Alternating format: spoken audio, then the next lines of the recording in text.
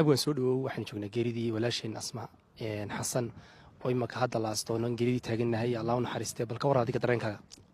runtii waa dareen aad noo taabtay geerida asma xasan aadan oo ka mid ahayd kooxda xiddigaha geeska oo isku koox ahayn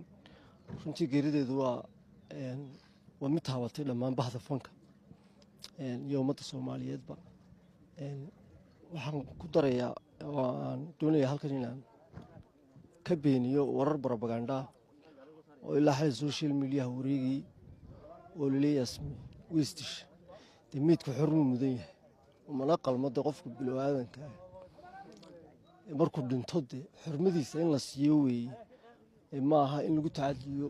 oo laga baahiyo propaganda iyo waxaan u qalmin ilaahay ha u naxariisto kullu nafsun daa'iqatul mawt qof kastaana uu dhimanaya ilaahay ha u naxariisto asma qoyskeedii qaraabadeedii ehelkeedii iyo dhammaan bahda fanka ay ka baxdayna ilaahay samiriye iimaan